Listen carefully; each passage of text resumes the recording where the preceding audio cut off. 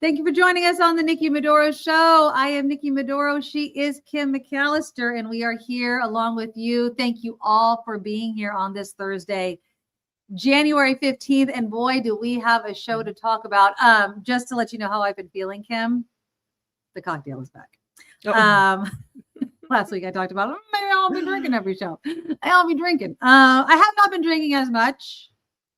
Actually, I went to the gym once.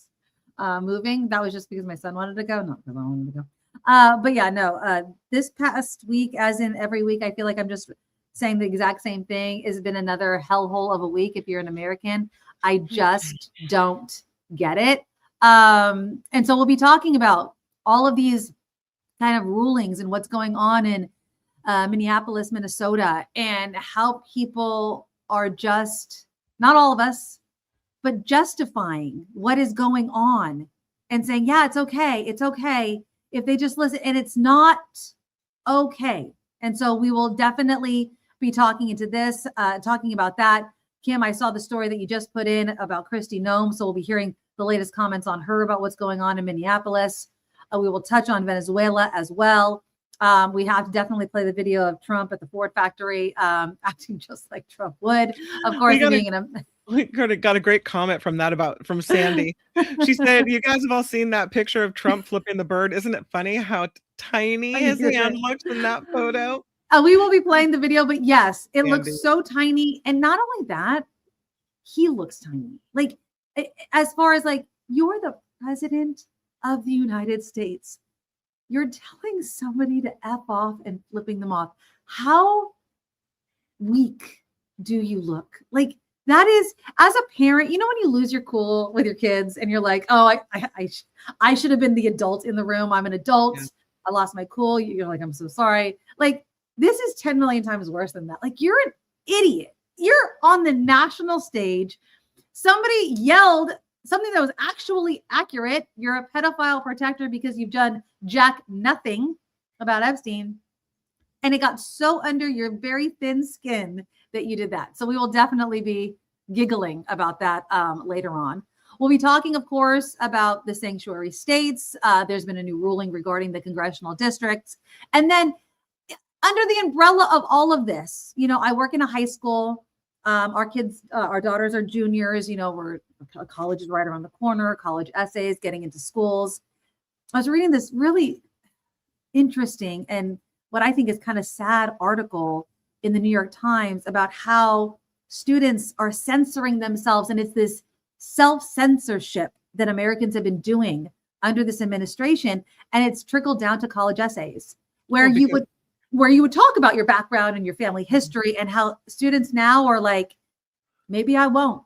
Maybe that's going to trigger something and I'm not going to be able to speak freely, or it's going to put a target on my family's back, or maybe I won't get that scholarship, or it's going to, you know, put a black mark on something. And how awful that is, that somebody's history and what made them who they are and maybe gave them the fortitude and the fight and the grit and whatever to continue on to higher education now has to be either silenced, blunted, or completely left out because they're scared of this administration. And that is not what America was founded on. And so we'll be talking about all of that. We'll try to get lighter towards the end of the show, like I like to, because I like to start the show depressed. I don't like to leave the show depressed. So we will get to all of that. But before we do, you guys, please click that thumbs up button to show your support. It's the #1 free thing that you could do to help support the show. And as always, our Patreon, our PayPal is always up and running. A big thank you to everyone that donates, especially to our PayPal. We get those influxes right after the show, and I do see you. And our big thank yous to our monthly, daily, weekly supporters. We love you guys so, so much. We cannot do the show without you. And we're in our 3rd year because of you. Absolutely because of you. So Patreon, all the links are in the show notes. PayPal, the Nikki Maduro Show at gmail.com is the email address. And so thank you guys so much for being such huge supporters and honestly being here every single week, because that is also what keeps us here and running. So, then thank you so much. All right. So let's get into it. So President Donald Trump is threatening to invoke the Insurrection Act in Minnesota because he says that it is the protesters that are causing this havoc, that are wreaking havoc on the streets. And it might, I don't know, have something to do that there are more ICE agents in this area than police officers. I wonder what's causing the unrest. And there's so much of me, Kim, and I don't know if you feel the same way. And I hate saying this because then I feel like I have my tinfoil hat on in some way, but I know that it's true. I know there has to be a part of it that's true, that there are people that are either paid or want to be there on their own accord to disrupt, to make it look this bad. You know what I mean? That are like, I'm going to go out there and I'm going to make it look as bad as possible to justify the force that this administration is dying to continue to put on the streets there. I mean, it's not too hard of a stretch to believe that.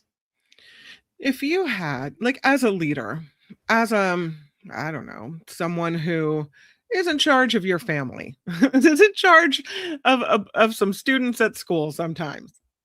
If you had chaos, if you had protests, if you had upheaval, the way to, and you wanted it to stop and you wanted calm, the best thing probably to do would be back away slowly. Pull back, right. Let things cool down, right? Reassess. Let's see what we can do. Right. And then, go to other places, do your, I'm just trying to think like a MAGA. Like an adult. Oh no, as a MAGA person. And then if you have to do your ICE thing, you go to the places where people are not out in the streets with snow shovels, mad that you shot their fellow citizens. Yeah, exactly. At some point, don't we have to look at, okay, we've gone into this city, we've stirred up a pot of crap that wasn't there before we walked in. Maybe we should let things simmer down and come up with some kind of a new plan. I'm not advocating ICE to go in or into any other city or back into any other city. I'm just saying they're making it worse. Yeah, absolutely. And by flooding this area with even more ICE agents, they're stirring up the pot even more. They're inflaming tensions even more. And then you've got another guy who was shot yesterday in the leg. Yeah. The more conflict is going to happen, the more ICE agents are in here, the more people are angry and protesting because they shot one lady in the face and they shot another guy in the leg. What do you think is going to happen? Exactly. I think this is only going to get worse and worse. Absolutely. Well, here's Kristi Noem talking about, what's going on out there and how she thinks it's A-okay. Threatening the Insurrection Act. Just a quick definition for our viewers. Authorizes the president to deploy military forces inside the U.S. to suppress rebellion or domestic violence or to enforce law in a certain situation. How serious is that threat right now? Will that happen, Madam Secretary? I spoke to the president this morning about several different things, but we did discuss that. And that certainly is within the president's constitutional authority to use that if he thinks he needs to keep people safe. What I love about this president is the very first question that he asks me. Yeah, no, here's the thing. And this was the argument, I was telling you, Kim, that I have arguments with myself in the car. People must think that I'm crazy. Okay, this is how I view it. And to the people that say, this is my message to people that say, well, like the guy that got shot in the leg, did you see all the people that were attacking that ICE agent? Did you see the assault? Do you see how they should have just listened to the ICE agents? They're allowed to be masked because they're being doxxed, X, Y, and Z. All these reasons why ICE has this absolute immunity to continue their job because of the threats that the public is posing. Okay, this is my argument back. The onus is on the government. The onus is on ICE, right? To do their job within our constitutional rights. You don't get to violate our constitutional rights to make your job easier. Your job that you voluntarily signed up for is your job, but you don't get to violate Americans' rights to do it. Now, it might make your job a bit more difficult, right? It might make it really, really tough, but that's not our problem, right? We have constitutional rights to due process. You have to give us a warrant. You have to identify yourself. That is our rights that you are not allowed to violate just because you want to do your job quickly and have large numbers of people to show your dear leader that you're doing your job. But you don't get to violate our rights. And you don't get to be mad at us, American citizens, for protesting when you do violate our rights. Yeah. And be really upset that you say you're doing it, that you're an ICE agent because you want to protect the borders of our country when you don't even respect the Constitution of this country. That's like, right. It's a complete hypocrisy that pisses me off. Like, you don't get to make your job easier. That's not what you signed up for. So yeah, you got to take the mask off. And if you don't want to be fearful, don't sign up for the stupid ass job. Mm-hmm. Don't do it then. You know what? People were ICE agents for decades before this. They didn't need a mask. You know why? Because people weren't pissed because you were doing it the right way that took longer, right? It didn't have these thousands of shock and awe numbers that Trump wants, because you had to go through due process and you had to actually find the actual people and make sure that that was actually the person before you rounded it up and took them out of their homes and kidnapped them and pulled them from the car and broke car windows. Yeah, because if they were allowed to do that decades ago, yeah, I'm sure we would have seen tons of the numbers we're seeing. But that's not the way you do it in America. And so that's what pisses me off, is that they're justifying it. And by Noam and others saying absolute immunity frightens me to my core. Stephen Miller said these ICE agents have absolute immunity because they're, oh goodness, things are falling in here. They're trying to do the world is ending. They're trying to do their jobs. And so they have absolute immunity, and we shouldn't be messing with ICE agents. Listen, I don't advocate violence of any kind.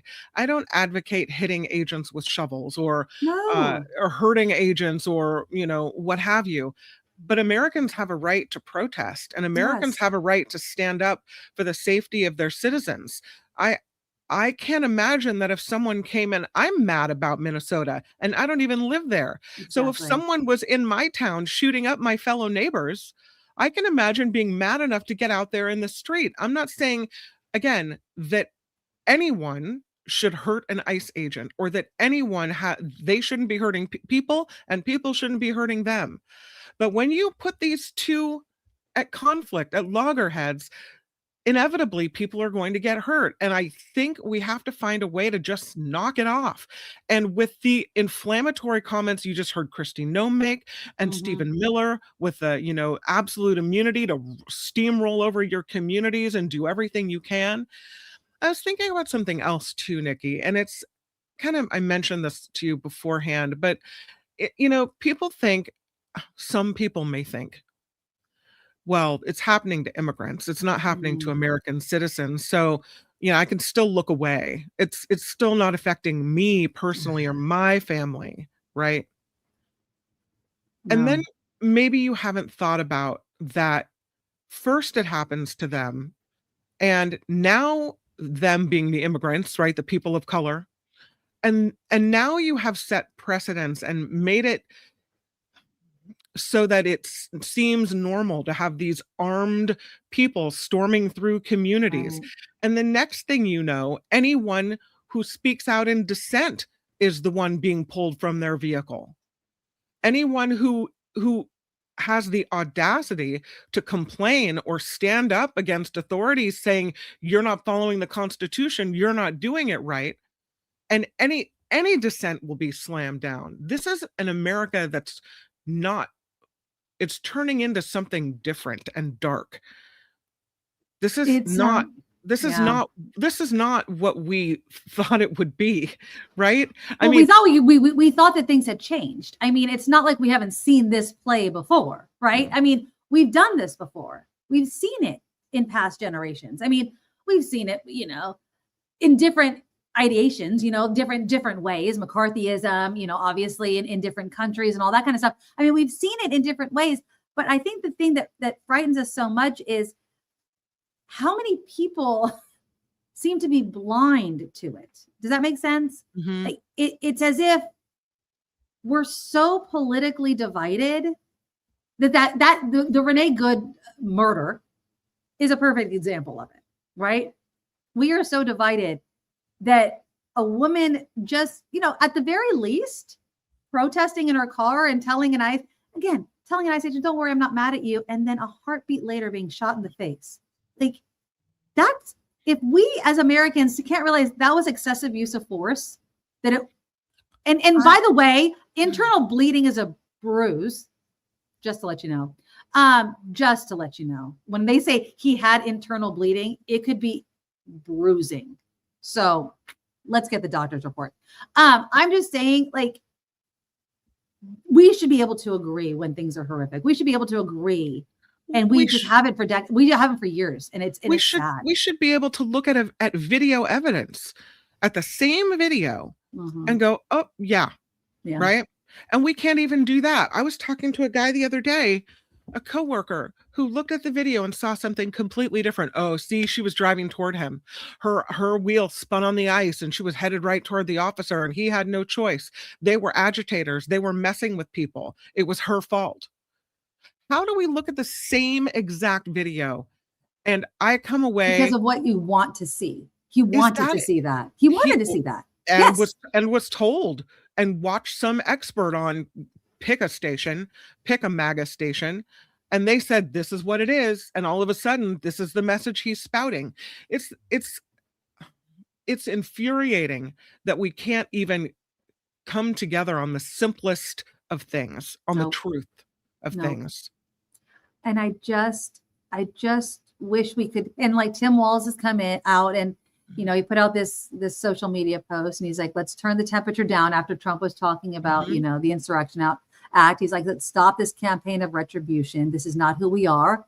He's like, I know it's scary. We must speak out loudly, urgently, but also peacefully. Sure. We cannot fan the flames of chaos. That's what he wants.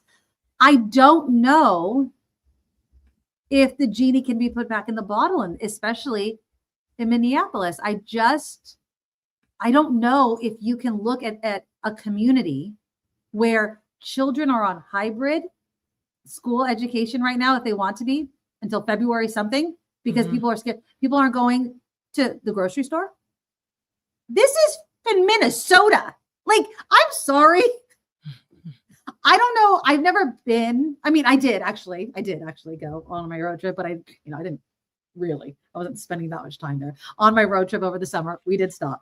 But in my mind of like places where like civil rights were going to be like fought in the street, Minneapolis was just not at the top of my list. It just wasn't on the tip of my tongue. It just wasn't.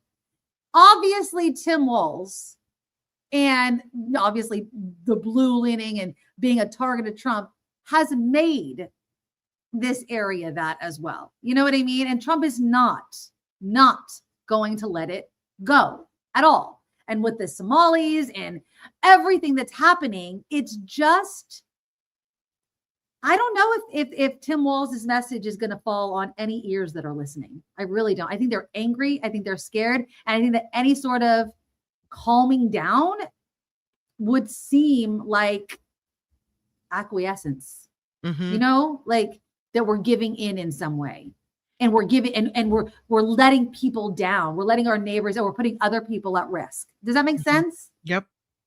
Here's the problem for me. I mean, you see, it's in plain there in writing. Tim Walz putting out this statement saying, let's turn the temperature down. Right. Protest, but no violence, right? He's trying to tell people to be safe.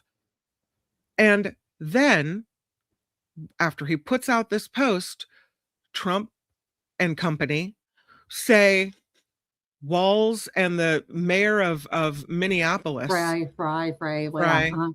are acting like the terrorists, are acting like the people who are turning up the temperature.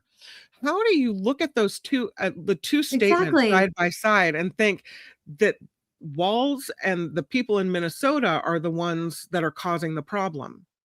It makes no sense. And yet MAGA can look at that and go, oh, that Walz, you know, he's just embroiled in the fraud with the Somalis. Look at the dude. You know what I mean? Like, really. He's trying to keep the people of his state safe, telling them to back off and protest, but not to engage with ICE, to turn the temperature down. And the president is pointing the finger, calling him the problem and instigating and keeping the temperature high. And so you have to think, why? Why does Trump want the temperature high? Why does he want distraction chaos and from everything drama? else? Yeah. Oh, from what? Everything is a From distraction from Venezuela, Epstein, from from Greenland, Venezuela, or from everything, from does it him. all boil back down to Epstein? What is it? I think it's everything. I think it's the economy. It's don't pay attention too much to the fact that I haven't done shit for you. What have I done? What have I done since January of last year that has actually made your life better? How many promises have I actually fulfilled? Now, I'm sure that there are some MAGAs that are like, yeah, this is better. This fine. If in your life it is, but when I turn on my nose, I'm not seeing that. My bank account is not skyrocketing. My groceries aren't, so low cost. No, mortgages are still high. Everyone is still walking on eggshells around each other. He's not united this country. If anything, we're even more divided. Like, what? Exactly. And Epstein was never dealt with at all, right? Doge did shit. Like, what? What exactly has he done? And if you pay too close of attention and you start adding everything up, people are going to be like, well, I guess it wasn't much. And so if it wasn't much, is all of this that we're going through worth it? Is it worth it? I just don't think it is. And people are scared. Cheryl says, I grew up in Minnesota, born and raised. I have friends and family. They're scared to death for their kids. They're all white and Scandinavian for the most part. I mean, imagine if they weren't. Imagine if they were people of color. Look at the Somalis. I mean, imagine being on temporary protected status and then being told you have like less than 2 months to get your ass out of here.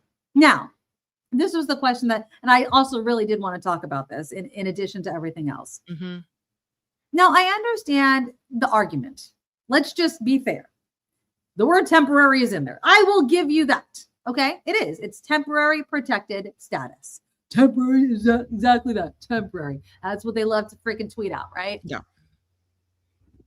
But I feel like if you were really going to take away someone's temporary protected status, do it in an organized ass way, right? Like, how long have you been here? How long is it going to take you? Where are you going to go? Is it even safe? Like, instead of just being like, there's the door. Don't let the door hit you on the way out. Kind of shit.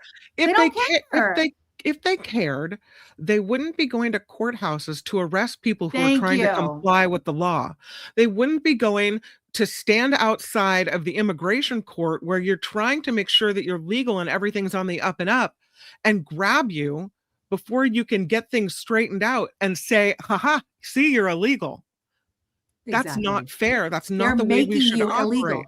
They're going to make you illegal. They're going to make you a criminal. And then they're going to say, see, look, and then they get to add you to their list. Look how many criminals we got out of you. Look, they're just going to add more criminals. They're going to make, until it's you, then they're going to make you a criminal, right? They're going to make what used to be like allowed illegal. And now all of a sudden, all of us are going to be criminals, right? And for what reason? For what reason? We want these people out of our country so badly that we're going to stoop to these tactics and send ICE and spend all this money and inflate the Immigration Customs Enforcement Department and Homeland Security. What is so horrible about, I mean, do you have more job opportunities because they've taken immigrants off the streets? Jobs are stagnant. Hiring is not like up. Are you richer now, Nikki, that they've taken the immigrants off the streets? No. Is your life somehow better because the guy next door is gone? No, there's no more jobs than there were before. And it's awful. For whatever criminals they have managed to scoop up, they've scooped up a huge amount of other people that were just here trying their hardest. Exactly. So what about all of this has made our lives better? I would argue nothing. What a pointless bunch of crap this is. And it's ruined, a lot of faith internationally about our country. Cindy, thank you for the $10 donation. She writes, if he gets away with the Insurrection Act in Minnesota, then he'll do it in Democratic areas like San Francisco and LA, include armed people at polling places in November, get us the nightmare of a MAGA governor and AG and Republican stays in control of DC. Well, I mean, that's the nightmare, Cindy. I don't think it's going to happen. I think all of this is also because he knows. He reads the writing on the wall. The whole idea of the midterms not happening, which again, I don't want to go there. I don't like to give it air. I don't like to but we have to obviously be worried. But if you want to know, okay, I will say this, and I really don't like putting things out into the ether with Kim, because whatever. Here it If comes. there's not a midterm, then the shit's hit the fan. Like, then Yeah, that's that's bad. it. We're done. That's, It's over. then there's something is truly broken. Like, honestly, if there is no midterm election, then not that I'm saying there better be civil war going on, but something better be going on that there's no midterm. Like, there has to be a midterm election. Their elections cannot stop. We had a pandemic and still had an election. We have to be able to have a Trump presidency and have an election. Does that make sense? Like, well, they've tried to redistrict now. We won our Trump, right? Trump, But California can keep our maps. But he's trying in other states to thwart that, because he knows the tide has turned against him. Of course. And the only way to do it is to try to stack the deck in his favor. Right. We know that there are voters being kicked off voter rolls, right? So we know that. And now we know that one of the biggest Trump allies used their company to purchase one of the biggest voting machine companies. Right. So there's a lot of reasons to doubt about, the fairness of a midterm election coming up.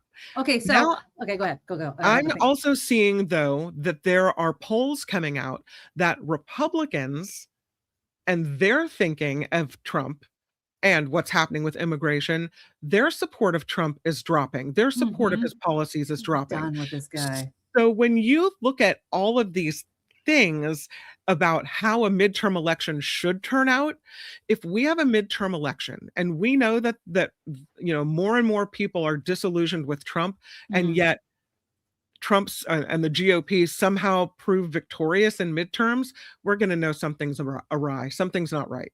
Okay, so this was the other thing that I was thinking about that I'm trying to make people feel better about. So I was reading all these articles about, the voting machines and then all these election rules that they're trying to tamper with, and how you can, protest election results and blah, blah, blah. But what's good for the goose is good for the gander, right? And so I'm thinking that Trump is also going to have, if it goes the wrong way, right? Like, if all of these MAGA candidates start throwing a wrench into these election results and blah, so can Dems, just like the redistricting map, right? I don't think Republicans expected Dems to call their bluff, and we did, and we won. And so if they want to create all these rules for candidates to do all of this stuff, we can still do it too. So if there are election results that we don't like, fine, then we can contest those as well. If they want to play that game, then let's play that game. I don't want to play that game, just like I didn't want to play the redistricting map game. But if they want to play that game, then let's go. You want to really dig into those election results? Do you really? Because then you really do have to prove it. Because while you may buy those voting machines, it's going to take a shitload of conspiracy theorists and inside people to actually change the many, many ballots that it would take. So you're just hoping against hope that just throwing a wrench in it will be enough. And I don't think Dems are going to take it sitting down, just like we didn't take the redistricting taking down. So I would behoove Republicans to think twice before hitching your horse to this ride, because it didn't work out for you in Texas. And I don't think it's going to work out for you this time, especially if they try to stop the midterm election. I just don't. So John Cottingham calling me an election denier. Hi, John. Thank you for coming by the show love you, today. John. Hello, John. Hello, John. It takes a lot for me to become, as you say, an election denier. But I'm, again, looking at the proof. I just want the proof. I will take whatever proof there is. The attempts to cheat. We already have seen the redistricting efforts to cheat. We're trying to thwart those efforts here in California. We've already seen the purchasing of the voting machine company. All of these things make people very uneasy. Okay, if that makes me an election denier, maybe I'm seeing the writing on the wall as we head toward these midterms. And I see the Trump administration, Trump fearing He already said, did you see the story yesterday? Or the other day, he said, if we lose the midterm elections, I will be impeached. Oh yeah, he's been saying that over and over He again. knows. Yeah. He knows the deck is stacked against him. He knows people are getting angry. He knows people are Because of what getting. he's done. Look at this. I mean, we're threatening Greenland. We're taking over countries. We're now threatening the Insurrection Act and taking over American cities. This is not what America wants. And I don't care what party affiliation you are. We're Americans all together, and we know this isn't right. So he understands. Yeah, and it's just also the rhetoric. I mean, and again, Trump's also, halting immigration visa processing from 75 countries. And I don't know if you can draw a line between what all of these countries may have in common, but color is a lot of it. Also, yes, a lot of them are crime ridden, but I would also like you guys to look back into history and see how much did the United States and other countries play a role in the situation in which those countries are in. Like, people love to look at countries as if they were formed that way in a bubble, and there's a reason certain countries are the way they are. Now, some of it has to do with their own making, and I'm not going to say it's not. I'm not going to say it's always that way, but sometimes it's not, or not only theirs alone. And so let's stop acting like there's a halo over the United States as if we've had no role in the economic situation of so many of these quote unquote S-hole countries and why they find themselves in the situation that they're in. Okay. So I just hate it. I just hate the fact that Donald Trump lumps people that are just looking for a better life, and just because they happen to be from these countries in with the idea of a country. You know what I mean? Because you know what? Someday in the future, if things don't turn around, people may call us an S-hole country and not want us in their country because they think that we are, a symbol of this asshat that's in Washington, D.C., which we know we're not.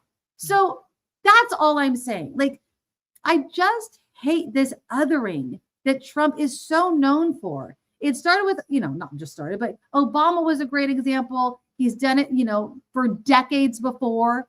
And now he's just making clones of himself around America, where if you're a Somali or you're a fill in the blank, well, then you must be criminal, an illegal immigrant, or whatever. And it's awful. And it makes you a target. And it's why we find ourselves in the situation that we're in right now. The ACLU, though, is suing the federal government after all of these, detainments, which I'm proud of. There's a couple of examples I saw in one article. A man walking outside during his lunch break, violently stopped, pinned to the ground, taken away by agents who refused to look at his passport. Another man shoveling snow and his mother detained by agents without cause. That was in December. In January, a man was at work, when agents violently tackled and arrested him, drove him around, and then left him apparently in a Walmart parking lot after looking at his ID. Is that due process? Is that not worthy of protest? Is that not worthy of people standing up on the street and being like, you can't do that? To me, it seems totally justified to be upset. I was reading a story earlier that several members of the Sioux tribe in Minnesota were arrested by ICE agents. I mean, what? Oh God. Have you seen that one? Still in custody. It's crazy. That's crazy. I saw one, I think it was last year, a woman being detained by ICE, and she was Native American. I forget what tribe she was with.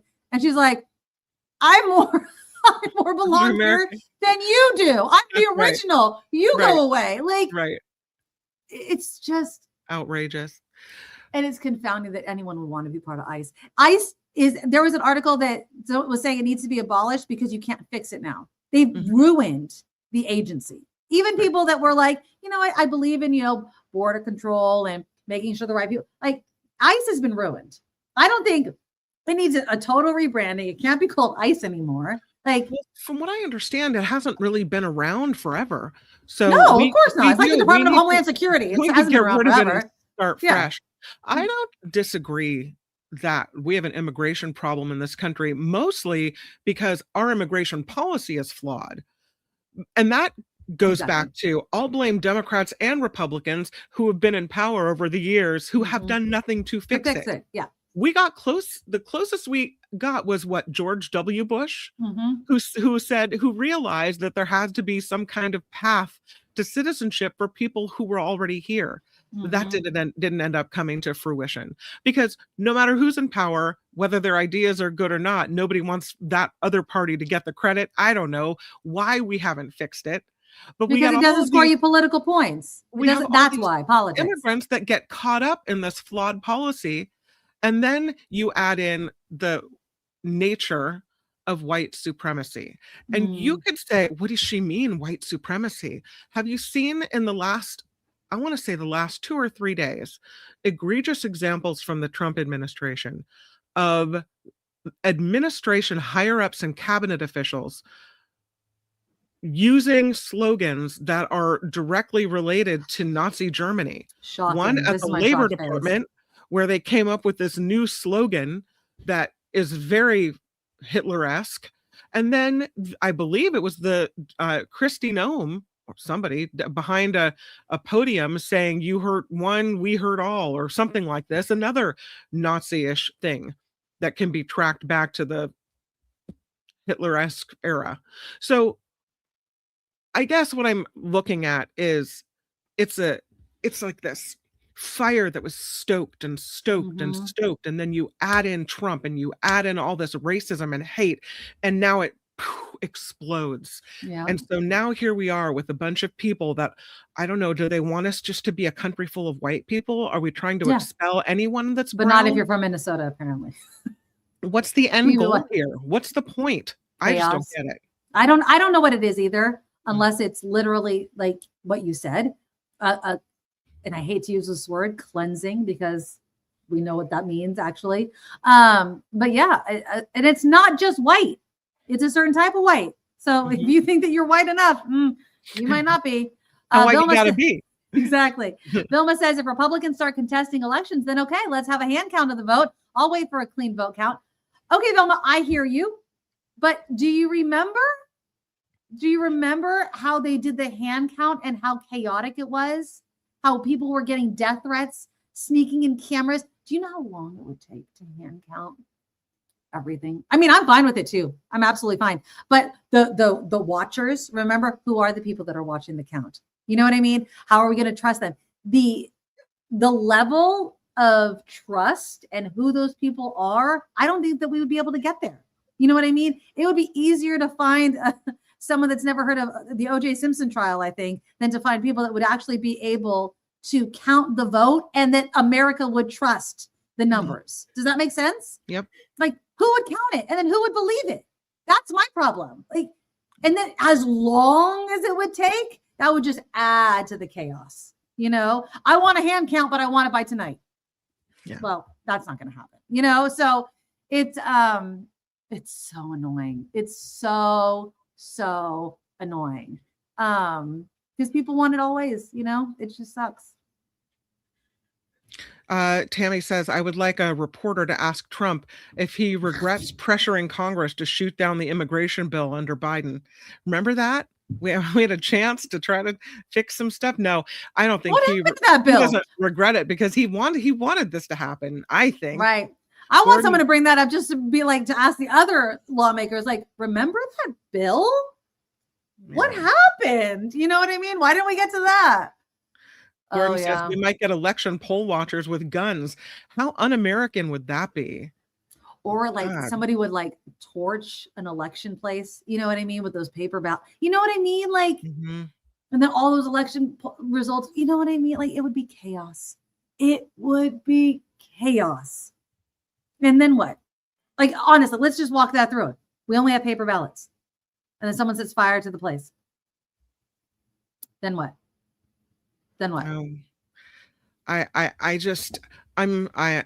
don't want to be the election denier, Nikki, but the more I look at this, the more frightening it is. And I go into this hoping for the best, but with eyes wide open, looking at what the groundwork that's already being laid. Well, this is how I look at it. I'm like you. I'm looking at the groundwork being laid, but similar to the redistricting, I really think, and that's the redistricting is what gives me hope, is that we're just not going to take it laying down. I think people are so effing pissed that if you told them that they had to stand in, 4 feet of mud to vote, if they got that asshole out, they'd do it. You know what I'm saying? Like, okay, you're going to put this new rule. You're going to say I have to have my ballot in 2 days before. Okay. You know what I mean? Like, if that's the rule, fine. That's my mentality. At least that's what I'm going into it with. Now, yes, is it voter suppression? Because not everyone, fine. Yes, maybe. But for those of us that can, we need to do that. That's what we need to do. And then we need to help our neighbor also do it. Does that make sense? Like, yeah, they're going to put roadblocks.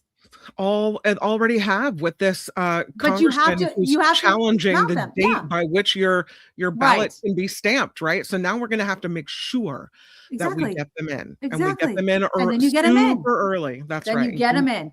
Yeah. And we have faced tough fights before. That's what I keep going back to. Like, I look back at history and be like, how can we be doing this again? But then I also look back at history and be like, and then we did it. You know what I mean? Like, the fights weren't always easy and we didn't always win every single one, but we got here and this is ours. This is our generations. And, it sucks. It sucks that we're here. But you know what? I'm sure people in the 50s and 60s and 70s, like, everyone said it sucked when they went through whatever they were going through then. And so this is ours. So, we got to buck up and we got to do what we got to do. And we just have to keep fighting. Because what is the option? What is the other option? There is no other option. You go, you vote, and then you keep fighting. That's it. There is no other option. I mean, we could sit here and be like, "Oh my God," and then what? And then what's the option? And then we acquiesce? No, right? And then he's not gonna take our liberties away. No, it's gonna get worse because we're gonna keep fighting. That's what's gonna happen. Yep. So we keep fighting, and hopefully, the vote goes our way, and Republicans grow a spine and he loses his power. That's what I'm hoping, because honestly, this is what I also truly believe, that none of them really like him as much as they love their political ambitions. Honestly, I really truly believe Noam could give two shits. No, she loves that hat and her plastic surgeon more than she could ever love Trump. Are you kidding me right now? If the winds blow they're gone. Against Trump, their tide will turn. All of a sudden, they'll start distancing themselves from him. Yeah, they're fine. And like Stephen Miller, he just needs a new leader. Like, I think he wants to be the leader, right? But he just knows he doesn't have the face for it. That's it. I won't forget, though. I won't forget those people. No. I won't forget. And there will be those that say, like, January 6th, oh, it's in our past, just forget about it. Just don't worry about it. No. But I really feel like, oops, sorry. Okay. I really feel like that this is not something I'm willing to look away from. No. I just don't think that I want history to frown upon these people. And it will. And it will. And again, I was having another argument in my car with myself, and you guys know my familial history, and that I have Trump supporters in my family, and I think that there's nothing that disappoints me more than when I tell my family history that I have to include that. Does that make sense? Like, it's similar to people that are like, I had this supporter and that supporter in my family history, and how sad that is. And my family history includes Trump supporters. And that saddens me. It really freaking does. It's so past the point. Like, if he never got reelected, not that it wouldn't have still been sad, but like, okay, you know what I mean? But the fact that he got reelected and that people can still don the outfit and the hat and giggle and laugh and think it's okay and watch the news and see the pictures and understand and still, I guess, not comprehend the constitutional rights that are being violated right before their eyes and think it's still okay and think that history is going to look kindly on them boggles my mind. It really does. It makes me sad. If we get past this, if we get to a point where we somehow make laws, rules, policies, changes where it becomes harder to stamp and trample on the Constitution, where democracy is upheld. What I would like is that someday Kristi Noem's ancestors are humiliated, that they look back and that's what Stephen Miller's ancestors want to hang their head in shame. JD Vance's ancestors are like, Ugh, Jesus, I had to be from right. that family, right? Exactly. Because I mean, come on, people. Okay, so let's just watch it and giggle because this guy is the person that you guys think is MAGA people think is so freaking presidential. This guy right here. He's such a what president tells you to F off? Yeah, very presidential. Yeah, that's nice. I'm sorry. Like, hold on. Can I just like, let's get his tiny little hand up. Where is it? Like, he's just right there. I mean, any other president wouldn't have been in this situation, but presidents have things yelled at them all the time, right? But you don't tell them to F off. Ignore. Like you just don't act like you never that. even heard it. You act like you never heard it and you walk on. You don't react to the people. But this is a guy who marches to the beat of his own drum, and he doesn't care about acting presidential. I just, the fact that he was so thin-skinned that he literally looked at an American citizen like he has no comprehension still in his second term that you're the fucking president, dude. Like, you're supposed to have a thicker skin than this. It's so stupid. He's so stupid. It's tiny baby fist. He has the tiniest little finger right there. I think I use these videos to make me giggle at him, and I understand, like, don't let him distract you with being gross. It's not. I understand, but like it's moments like this where I'm just like, you know what I mean? Mm-hmm. And people are like, that's my guy. But now he's made it to the point where, I mean, do you remember how shocking it would be when Barack Obama wore a tan suit? Yeah, I know. Like, that was unpresidential. Here's a guy flipping people off saying you're fired under his breath. Did you hear him say that? Watch his mouth. You're fired to that guy. I thought he told him to F off.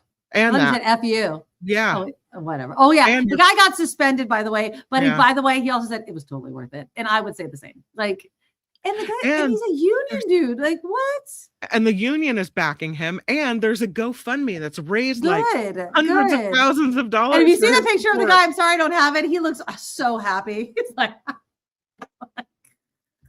it's like the one, remember the first term that was on the bicycle and flipped off the motorcade. You know what I mean? It's just like, dude, F this dude. I mean, honestly, anywhere Trump goes out in public, those words should be yelled. Exactly. He's a total asshat, and he deserves every middle finger that he gets, because he's absolutely ridiculous. So there you go. If you want to be a dictator and crush dissent and crush the will of the American people to speak their mind and rise up, then maybe you should live like every other dictator, hold up in your palace, having people test your food first. Please, because you're so, you know what I mean? Like, that's how dictators live. They're afraid. They're every night they sleep in a different place. I'm not wishing ill will on anyone. No. I just want to say that. But like, if that's who you want to be, maybe you shouldn't be out in public, because people are going to be yelling at you. People are going to be angry.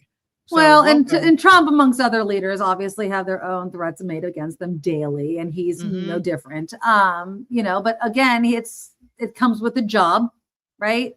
Cheryl says, I actually like the mayor who made the FU comments, and he's also cute.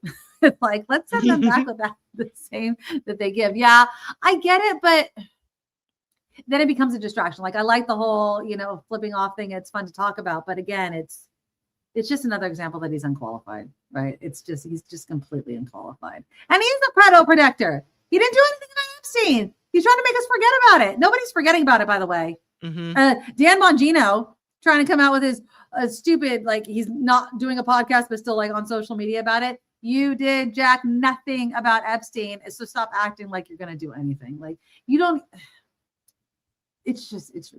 It's just absolutely ridiculous. I'm just pissed off about the whole entire thing. But then there's the consequences. Let's move on to this. To our younger generations. The New York Times has an article, what seniors are writing about in their college admission essays. It says some students are still mentioning their race or immigrant status as the Trump administration cracks down on diversity efforts, but many are avoiding sensitive aspects of their identity. It's a great article if you have the New York Times or you subscribe to it. And it basically says, you know, either they mention it, but not the exact same way, or they don't give all of the details, or they leave it out completely. Did you write, I don't know if you even remember, did you write a college essay or anything like that? Yeah, I did. Do you remember if you used any, like nowadays I've read like a bunch of like advice to college seniors, and the advice is don't do a sob story. Don't do something like that. Like really talk about something else, because I think they get enough sob stories. But I feel like if your family has this amazing story, or you should be talking about it. You should not be censoring yourself simply because maybe you have an immigrant background or fill in the blank. You know what I mean? They say the most successful college essays are the ones where you show a hardship that you've overcome. Right. Yes. Right? Yeah. And so for many people, that's, you know, I'm the first person in my family to go to college, or we're from extreme poverty, or, you know, this horrible thing happened in my family, or, you know, I'm from a family of immigrants, and, you know, we're struggling just to survive. And it would be a huge thing for me to go to college because, you know, I need to do that for the betterment of my family, whatever it is. So yeah, I can understand that these would be something you would need to write about to be successful. Yeah. And I just, you know, and I understand that sometimes essays can make or break, right, the admission process, because there's so many qualified students. There's so many smart students with such great GPAs. And so I can imagine how hard it must be to be a college admission person to try to read essays and make the decision. So in the New York Times article, they mentioned this kid, Eduardo. And he was talking about how when he was drafting his essay, he's from Las Vegas. He's a U.S. citizen, but he says his mother reminds him that he looks Mexican and he should not go out. But he's also had, you know, in addition to an immigrant background, his family's immigrant background. He's American. He was born in America. He also has Tourette's. So he leaned more into that than including kind of, you know, what his family sacrificed to give him, you know, his upbringing and blah, blah, blah. So and well, I have no problem with that. I mean, I would say that living with Tourette's is totally valid and something I would never be able to relate to. I'd be very interested in reading about how to go through school. I think that'd be an excellent topic to write an essay about. What I don't like, and what made me really sad when I was reading this article, and what it epitomized for me, is how Americans are taking it upon themselves to censor themselves. Yeah. Like, it's what this administration has forced people to do just in case. And that's not what America is supposed to be. I should be able to say whatever I want to say, and the government should have no say. But you see the Trump administration going around to all of these universities demanding data, like admission data and student data. You know, there was a story earlier. It was out of the University of Pennsylvania. This is a crazy story. The Trump administration wants a list of Jewish people at that campus. They want a list of students that are Jewish, of staff members that are Jewish. University of Pennsylvania faculty now condemning the administration's demand for lists of Jews. They want names and personal details. They want to know who's there. You know, the U.S. Equal Employment Opportunity Commission demanding the university turn over names and personal details about Jewish members of the Penn community. No. Their stated goal is to fight anti-Semitism on campuses. In doing so, though, they want the list of all the Jewish people on campus, and the Jewish people on campus are saying, we feel like this is a threat that you're asking for lists of people that are Jewish. We know what happens with lists, right? Come on now. We know exactly. They said the lists of Jews have a terrifying history, and turning that over into the government is not something that makes them feel at all comfortable. The request would require Penn to create and turn over a centralized registry of Jewish students, faculty, and staff, an invasive, dangerous demand that intrudes deeply into the freedoms of association, religion, speech, privacy enshrined in the First Amendment. That is what they are arguing. So Yeah. the EEOC says we're trying to defend you from anti-Semitism, and the Jewish people on campus are smart enough to go, wait a minute. Thanks, but no thanks. Yeah. Yeah, no. Tammy has a good point. If everyone writes in other or unknown for those kinds of questions on all official paperwork, it is becoming quite common to see, I decline to answer. Decline to answer is popping up more and more. Decline to state. I was helping my daughter fill out some job applications online. Oh, I don't know more online now. Like, I was going to drive her around to fill out all these applications, and all of them were like, go online. I'm like, but anyways. And so whenever they have that thing, you see it all of the time. For me, it's like, I don't know. And maybe many of you are. I don't know. We're multi-race, right? So it's always like, check. I was like, I don't know. What are we checking over here? Like, mutt. Is there like a mutt box? Could we just put my children are mutts? But yeah, it's so interesting. Like, why should it still matter? But then I was thinking about it. Does it even help you anymore? Like, I could imagine some people like, well, put down that you're a minority. It'll help you. I don't know, man. Like, at the same time, I hear some people yelling in my ear, it shouldn't matter. It should be based on merit.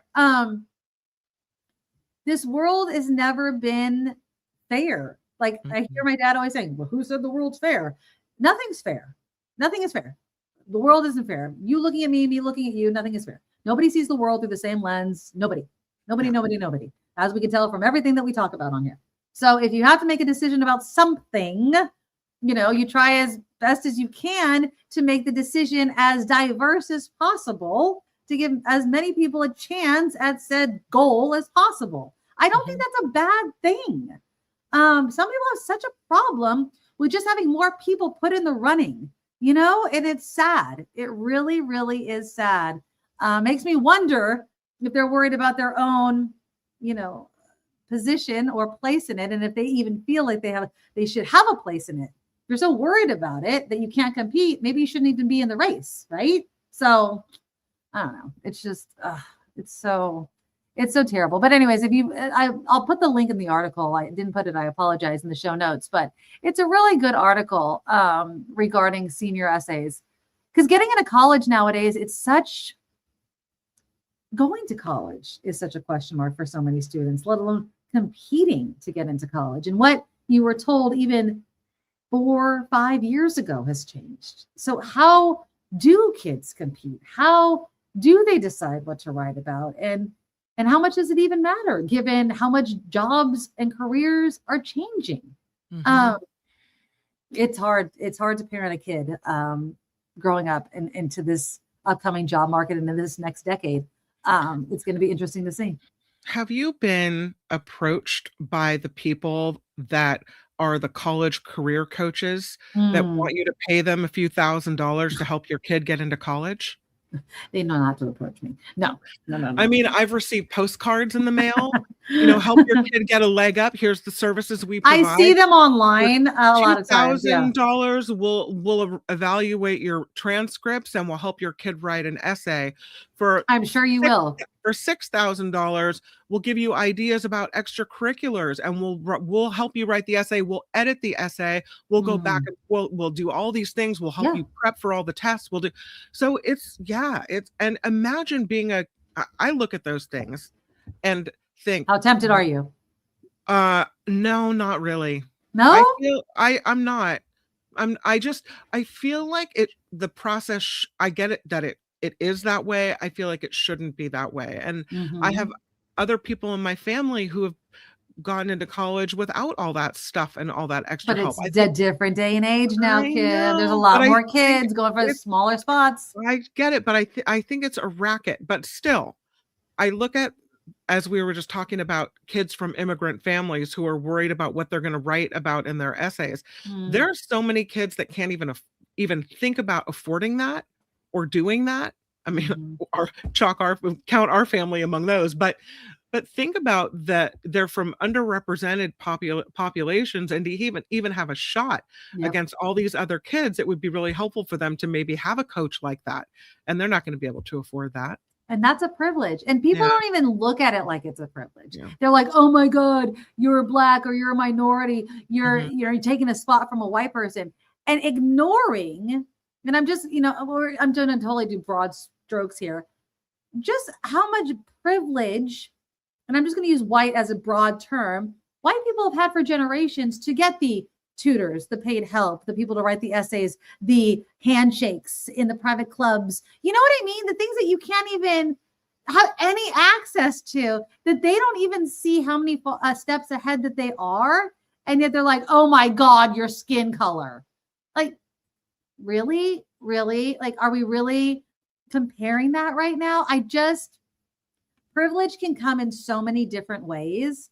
And I think that if we're just trying to make the pool of candidates diverse by asking race and then including them, if that is the minute amount of quote unquote privilege you're giving these minorities, I think it's a bit fair. You know what I mean? Yeah. Like, come on. But again, I know many people will disagree with me. It should be merit-based. Merit? How can you base merit when there are people that can pay for tutors and this and that? And you know what I mean? What is merit? What is merit? When they don't have, crime happening outside or have two parents outside that work every single day. What is merit, right? Like, it's this concept of fairness is bullshit. And I don't know. It just boggles my mind that people actually think that there's any sort of concept of a level playing field. There just isn't. Isn't. It's a worthy goal, but it will never be attained. So I don't know. It's just ridiculous. It's just absolutely ridiculous. Well, I went to AP Honors Night at Petaluma High last night. How many? Please tell me she's not taking a buttload of AP classes. Oh, she is. And you're looking ahead for the next year to see what kind of classes you want to take. So it's her senior year. I know you would think she'd want to lighten up, but she's like it's like a buffet, where you take more than you can eat because it all looks so good. She's like, oh, AP psychology looks really good, and AP biology looks really good, and look at this one, AP government and AP macroeconomics. And I don't know. But I looked around, and in AP bio, it was white kids and Asian kids and their parents in that class. Right. That makes sense. Yeah. And that's pretty much what it was last night. Yeah. There were what's the makeup of your town and your school, though? Well, there's a lot of Latino people in our community. Okay. Yeah, but I did not see them, most of them, at AP Honors Night. It just makes me feel like, I don't know. There's different weight put on those classes by different families. And it's once again, you talk about merit and how your family pushes you or encourages you or, whatever. Sometimes it just seems like that's not fair either. That, there are some people that the counselors at school don't even tell about these different tracks you can take through high school because they just expect that you're not going that way. I will say, just now that I'm kind of more on the inside of it all, and I know that this isn't the same at every high school, and I don't know what it's like at yours. We have a lots of different programs that do outreach for all of these different groups that may not be at the, like the whites, Asians, most thought at the top of the AP classes and things like that. And, on one hand, I love that. Here's another question, though. You have a smart kid, right? And you tell them to take the AP. No, I'm just so let's say you have a smart kid. We're just going to use for example, a child A, right? And you come from a socioeconomic challenged family. Yes, there is financial aid, but it's a crapshoot, right? So you might get some help, but unless it's a 100% full ride, you're probably not going to be able to afford it, right? So getting a full ride to any college, even with top scores, is a tall ask. Okay. Yep. So you have a smart minority student. Do you push them to take the AP classes to apply to college for colleges that you can't afford to send them to?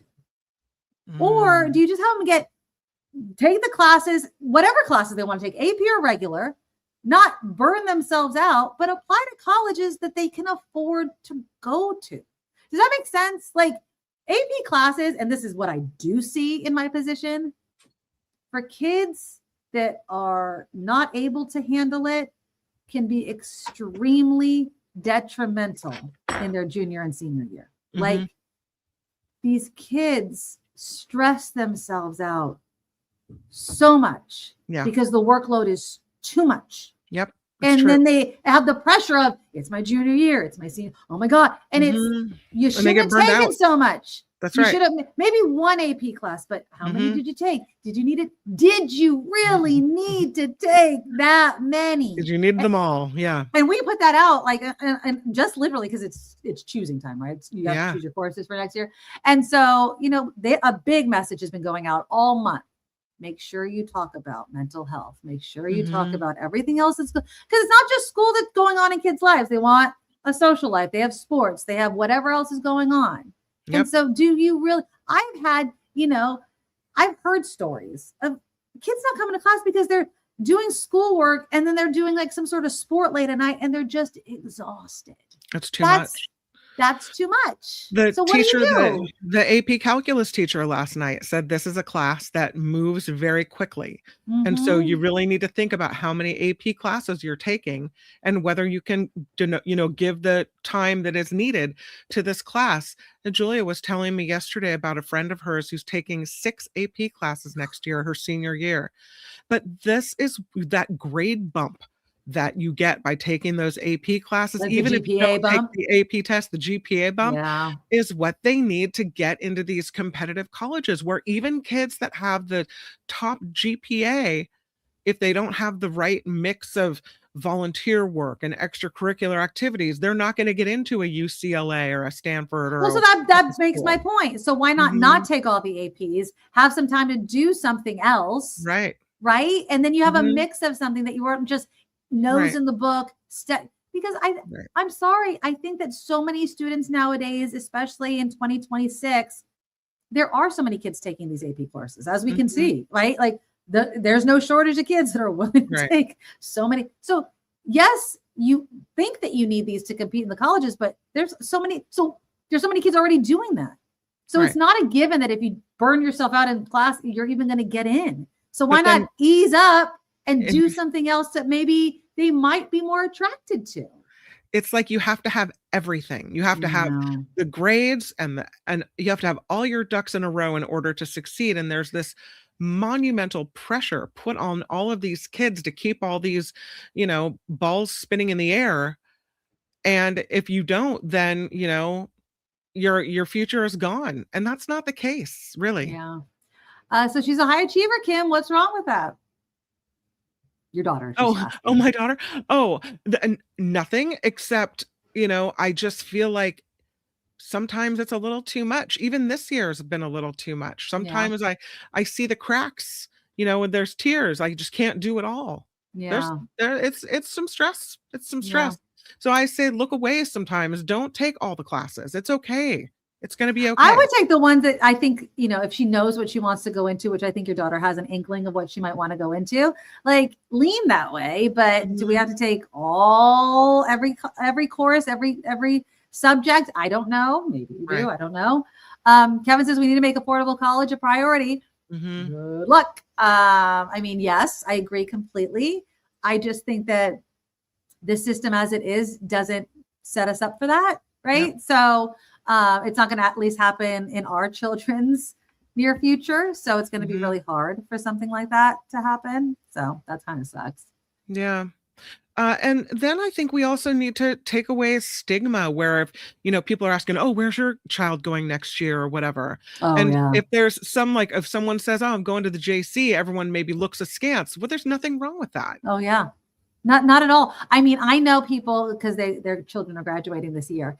And I didn't realize that some schools do this. I don't think our high school does this. Maybe yours does. Do you have like a senior night where everyone stands up on a microphone and says what college they're going to? I don't know if that happens. I've never seen it. So I heard one of my friend's daughter's high school does that. Wow. And that is I'm going to say this. That is the only reason. That one night is the only reason they're sending their daughter to an actual university instead of starting at a JC. That Really? one night is costing them thousands of dollars. Why? Just so her daughter can stand up there and not say JC and says an actual university. Can you believe that? That's just so silly. That's insane to me. I would proudly say, but that's me. And I get that. Like I'm proud, like I'm proud of that. Like, and I understand that there's people that are like, no, like I get it. And I actually do understand it because I think that it takes a lot of commitment and parental support and really pressure to go from a JC to a college. I do believe that. I really do believe that. But at the same time, there's also reality, like college is expensive. And so for a lot of people, that has to be the way. And so you should be proud of that. Like, I'm going to finish, go here and going to go there. I just don't think it shouldn't be such a stigma anymore. But yeah, they're definitely doing it just for that sole reason. And I think that it's nuts, absolutely nuts. But I see on my money.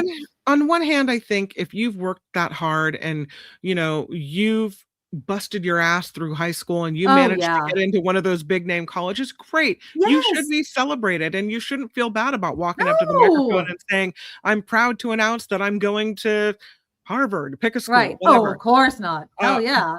But I also feel like you know, it doesn't matter where you do your first 2 years, and that degree from pick a school is going to be the same regardless of where the first 2 years were done. So your people are silly. That's dumb. Well, and I must say this, like, so Dylan, my son, is a freshman and my daughter's a junior, and I'm on him, like, and because my son is much younger, and my daughter wants to kind of do a different path, which is fine, even though it still includes college. But I've been going on Dylan. I'm like, yo, because he's been way more book academic than my daughter ever was. You want to go to a college straight instead of a JC? Fine, but you're gonna have to get scholarships because I'm not taking out a loan, and neither are you. And so I told him, I'm giving him so many different avenues. And I'm not paying for it, but there's all these scholarship books, and like, I'm like, start writing, start applying. Who knows? $1,000 here, $500 here. You might actually get a big one here and there. Sock it away, buddy. You know what I mean? I mean, I am saving some money for your college, but look, it's not going to be Harvard or Yale or anything like that. Yeah. But if you want to go straight to a 4-year instead of doing the JC, there's going to have to be some other money put in, because I'm looking at, Julia says the other night, God, it would be so awesome to go to the USC School of Music. And then like, wait, what? Where's that? What you is that? Want to do what? USC? Cha-ching, cha-ching. I've never even, I don't even know that school. Oh, yeah. University of Southern California. Yeah, that's a USC. School. I didn't know that. Did they have like a separate like music school? No, they have a school. They have a school of music at that. That school. Yeah. I was like, oh, is it separate? Okay, nice. Have you been saving for college this whole time? Not as long as I should have been, but I do. I put money aside every single month for my kids' college, so but not as I should have started when they were way younger. So it's not as much, but I have, to go to state school. Absolutely. Like we could probably cash flow the whole thing. And if push came to shove, which I really don't want to do, obviously, like we have our house and I don't want to take out a mortgage. That's like the last resort sort of thing. But no, I want to cash flow the kids' college. Absolutely. Hands down. Like I am not going into debt. I know that much. And they're not going into debt that much. Right. So it's a non-starter. We are not taking on loans to start our life because it's stupid. So, because I swear I talked to some of these fellow parents and what they're willing, and they're not rich. And I know we live in the Bay, but they're not rich. And I look at them and I ask them, well, what is your child, what field are they going into? And it's not a doctor and it's not a lawyer. You know what I mean? Like not an engineer. Then why are we doing this? Because the ROI. And that's what Cheryl asked me. What do you think you'll get from that big name college? Like, what are we doing here? Like I know somebody that's sending their kids to a big name college out of state, out of California. And I'm like, what does your child want to be? And they said a teacher. And my mind, I think it melted before their eyes. And now being a teacher is an amazing job, but you do not need to go to top end. Not that it's bad. And it's not like she wanted to be like a professor. You know what I mean? Like she just wanted, I don't know, be an elementary or high school. Like, okay, great. But hey, if you have the money to pay for that, I guess go ahead if and you get have that the money, if you have get the money, that amazing education. Go on, go get That's it. true. But Right. at the same time, you can get an amazing education at many colleges. It just gets a bad rap because it doesn't have the same publicity as other places. Right. Don't think that you can't get a good education other places. Oftentimes, I've heard stories, and I will agree, the best history class, college history class I ever took was at a JC. I learned more history, actually learned it at West Valley College in Saratoga, California, than I ever learned anywhere else. The teacher was amazing. Amazing. And I will always say that. So, just you have to keep things in perspective. So it's the teacher, it's all of that. So anyways. I was sitting in the AP government class last night, and they have 6 months you take government and 6 months you take economics. The way it works is it's kind of a dual class. And that both teachers were up there and they're gregarious and fun and talking about, how they're teaching government and economics. And I was sad that I couldn't take the class. It sounded so fun. Oh, you're muted. I'm getting excited about classes again, is what I was saying. I mean, I'd like to go back to some classes. I'd love to take another writing class just because I loved writing. I loved my creative writing class. There's all sorts of classes that I'd love to take. I got to get these kids through college first, and then maybe I can start. Then maybe, yeah. You know what I mean? But yeah, just I look at these kids, and Kim, and they're just right on the cusp, and it's just like, what the hell are they going to do? I have no idea, but it's exciting and scary all at the same time. That's all.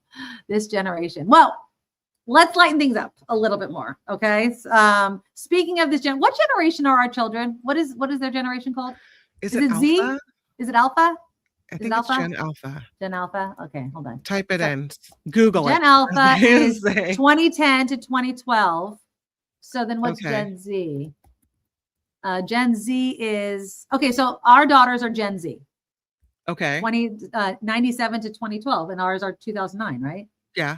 Okay. So ours are Gen Z. So some good news about Gen Z. That's what I thought. Okay. So nearly 6 in 10. Now they're on the young side of Gen Z. So Gen Z respondents, according to this new survey, are moving away from alcohol at an earlier age than other generations. They say by the time our children turn 23 years old, they're already experiencing a decline in wanting to drink compared to baby boomers who said they're disinterested and start until what age do you think? What age do you think baby boomers stopped wanting to drink or had a decline in interest? 27, 28. 44. Oh. That's so good. They're like, yeah, no. Yeah, I was thinking like those nights out at the bars, like, when you start thinking about getting married and having kids. I'm still and whatever. in my 40s. There you go. That's funny. 4 in 10 of these respondents said a desire to improve their health was the reason for their declining interest in alcohol. Still talking about Gen Z. While 36% said it was a result of disliking hangovers. A fifth of Gen Z respondents said they prefer non-alcoholic alternatives, leading them to drink less. Now, I will say this. I have no problem with non-alcoholic alternatives, but it's going to be water because there is no effing way I'm going to a bar and paying like $15 for juice. Like, it's not happening. You could put a sprig of like rosemary or thyme in it. I'm still not paying $15 for it. It's stupid. So what do they call it? A mocktail? Yeah, the mocktails. I get my mom can't drink alcohol. She hasn't been able to drink alcohol for years. Sure. Health reasons. And so, not alcohol, just health reasons. And so she loves mocktails because she's bored with like lemonade. You know what I mean? Some of them are pretty fancy. So some of them are pretty fancy, but every time she buys one and we're out to dinner, I'm like, really? Like, you're going to pay $20 for that? Like, I get it. Or it's like a mock mojito. Like, it's just like what are we doing over here? But whatever. I'm not knocking it. I'm glad that Gen Z, our daughter's generation, is drinking less. A third of respondents said drinking alcohol doesn't appeal to them at all. Yeah. But 63% understand why it does to others. They said, on the other hand, what's in for Gen Z solo time, spending time by themselves, solo traveling, the remote work culture, which is not surprising. They got used to it during the pandemic. They like being by themselves because they spent their whole childhood alone. And as far as like drinks, you know what they Mhm. like? And I've never tried one before. The THC drinks. The what?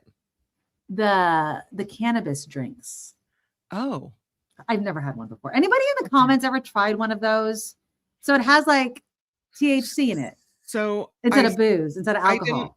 I didn't drink it, but I have a friend's husband who likes to try these kinds of products. He likes to go to the dispensary and like get the gummies and do all that stuff. That's not my jam, but it's his jam. Okay. So I had this advertiser that was considering sponsoring the Mark Thompson show. Oh, cool. And sent me a box of these drinks. They're like sodas that you open up, and they're different flavors, and they were all infused with, I don't know, whatever, CBD or THC or whatever it is. And so I asked him to try them to see what he thought.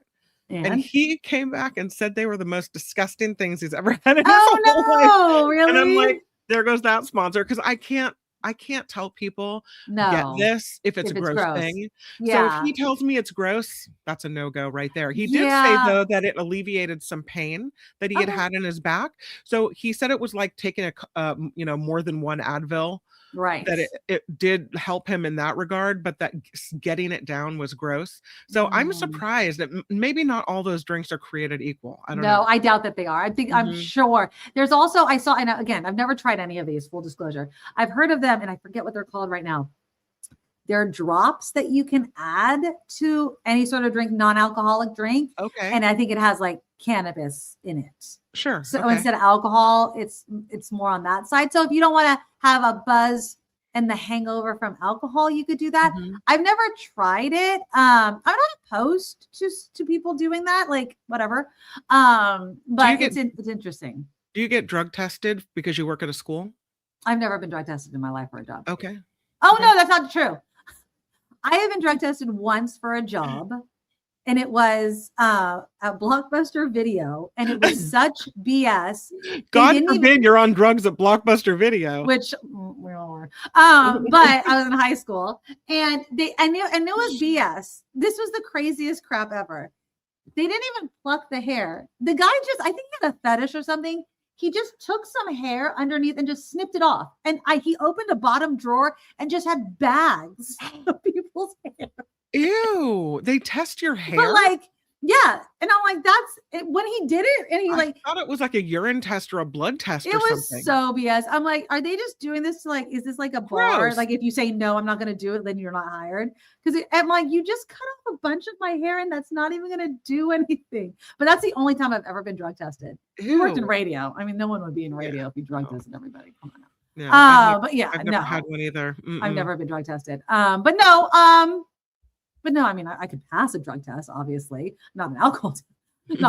Not tonight, but no, yeah, I mean, I could, but according to more of this survey, data revealed that 30% of respondents are familiar with California Sober. Do you know what California Sober is, Kim McAllister? Is that where we drink wine but nothing else? No, you don't drink any alcohol, but you consume marijuana. Oh, California Sober. Yes, of course. So apparently, but 34% of Gen Z identify as California Sober, but they like to drink it rather than smoke it, which is interesting. Like, I don't know, man. You would think they would be more smokers because of the vaping thing, but right. And maybe it's just me hoping, but I think that's kind of falling out of favor. I hope so. I really hope so. 6 in 10 people believe that THC products will be more popular than alcohol among Gen Z in the coming years. It's clear THC is not a phase. These younger generations are already redefining social drinking norms, and the boom is just getting started, according to this survey. So, does it say anything about nicotine? Because I heard that nicotine is on the rise. Nothing. It says nothing about nicotine, but just because you brought up smoking, did you watch the Golden Globes and see Sean Penn smoking cigarette after cigarette inside the Golden Globes at his table? I did not. Puffing away like that it's not illegal. Oh, I'll have to find the thing. Hold on. He's at the table and like some Wall Street Journal like person put it on his X account or whatever, and it has a caption, and it's like, I'm sure that this is not legal. Like, this cannot be legal. Here's the picture of it. It's so funny. And he's just sitting there, like, doesn't give two craps. So there he is, his old leather self, smoking a cig. But look at him. He looks like a guy who smokes too many cigarettes. Oh, yeah. I mean, he shouldn't look that old. How old is he? He's our age? No, he's older than us. Sean Penn is how old? I'm not that old. Age. He's 65 years old. 6'5"? 65. Yeah. 65. He looks a lot older than 65, doesn't he? Yeah. It was a cigarette. It was definitely a cigarette. But apparently he chain smokes everywhere he goes. Yeah. It's just like Dave Chappelle. Dave Chappelle also gets a pass. Like everywhere Dave Chappelle goes, he gets to smoke, and he smokes Dave Chappelle constantly smokes. I feel like at some point we're going to get a news alert that this guy has lung cancer. And I don't like want to wish that upon anybody, but who smokes cigarettes that much anymore? Like, yuck. It boggles. As a former smoker, I look at it and I'm like, oh my God, how can you do it? But Nikki Glaser was the host. She did anyone watch the Golden Globes? I watched it. It was sexy leather purse Sean Penn, according to Nikki Glaser. Yeah, she made some jokes. He looked like his hair wasn't brushed. He was in that One Battle or Another After Another with Leonardo DiCaprio. He's good in that, by the way. He's really good. He's weird in it, but he's a really good actor. I love Sean. I do love Sean Penn. But he's no longer a good-looking guy, though. He's the guy that plays the rough around the edges character now. You know, he's been, laid out wet with one too many times. But he's Sean Penn he's just been around for so long. I mean, like Spicoli and Last Times at Ridgemont High. Anybody? Iconic characters throughout the generations, right? But yeah, he's old.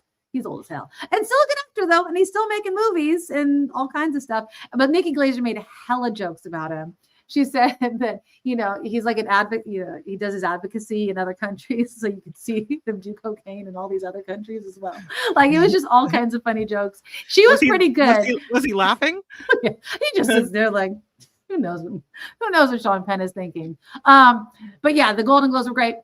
The guys from Heated Rivalry were there. I'm telling you, Kim McAllister, that show, Heated Rivalry on HBO.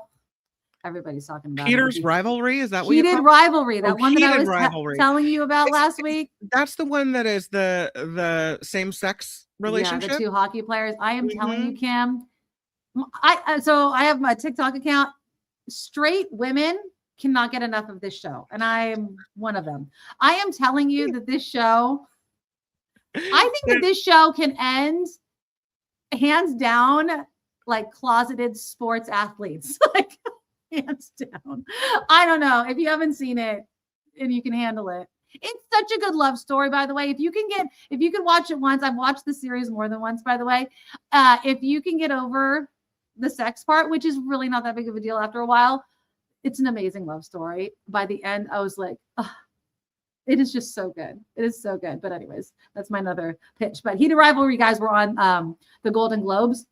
And I'm telling you, I have never heard so many like women scream and everything like that. It was pretty awesome. So just letting you know if you're looking for something else to watch. It's so funny because they're not interested in ladies, right? No, the actors I don't think are gay. Oh, really? No. Oh. No, they're not gay. I'm pretty sure. Well, I know one. Hudson. How do you do scenes like that? And that's some serious acting.